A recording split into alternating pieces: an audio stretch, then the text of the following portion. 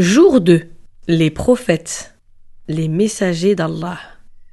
Avant de commencer cette histoire, il faut savoir quelque chose de très important. Allah a envoyé beaucoup de prophètes. Beaucoup, vraiment beaucoup. Il y en a plus de 100 000. Mais ne t'inquiète pas, on ne va pas tous les compter. Allah a envoyé des prophètes pour aider les gens, à être gentils, à dire la vérité, à partager, à aimer Allah. Chaque prophète était comme une lampe allumée dans la nuit. Quand les gens se perdaient, Allah rallumait une lampe. Mais pendant ce Ramadan, nous allons surtout parler d'un prophète très spécial, le dernier des prophètes. Son nom est Muhammad sallallahu alayhi wa sallam, un monde qui avait oublié.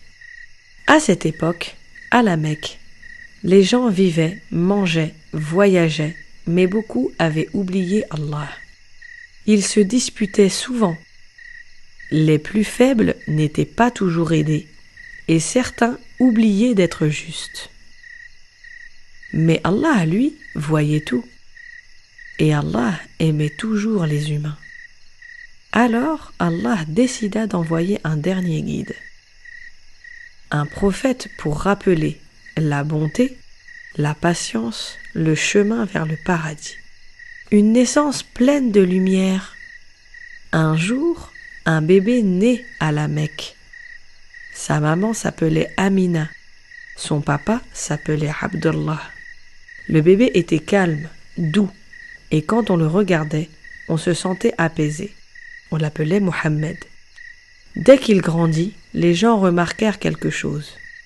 Il ne mentait jamais, il aidait tout le monde, il partageait même quand il avait peu. Les gens l'appelaient El-Amin, celui en qui on peut avoir confiance. Un homme différent. Muhammad sallallahu alayhi wa sallam aimait réfléchir. Il n'aimait pas l'injustice. Il n'aimait pas voir les gens se faire du mal. Souvent, il aidait les pauvres. Souvent, il parlait doucement. Souvent, il pensait à Allah. Il aimait aussi être seul pour réfléchir. Alors, il montait dans une montagne jusqu'à une grotte appelée Hira. Dans cette grotte, il priait, il pensait, il demandait à Allah de guider les gens. Le moment le plus important.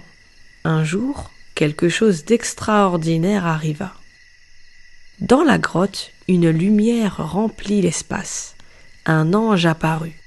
C'était l'ange Djibril. Muhammad sallallahu alayhi wa sallam avait peur, mais Allah était avec lui. L'ange lui dit « Lis !» C'était le début. Muhammad sallallahu alayhi wa sallam devenait prophète. Allah venait de le choisir pour transmettre son message. Le message de l'amour, de la bonté, de la foi et le chemin vers le paradis. Une nouvelle histoire commençait, l'histoire de l'islam. Le message du jour, Allah envoie des prophètes pour guider les humains. Le prophète Muhammad sallallahu alayhi wa sallam a été choisi pour rappeler la bonté et l'amour d'Allah.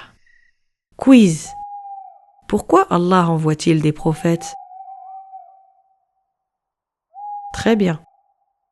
Comment les gens appelaient Muhammad avant qu'il soit prophète? Parfait. Où se trouvait Muhammad quand il est devenu prophète? Bravo. Indice de l'énigme, jour 2. La lettre A.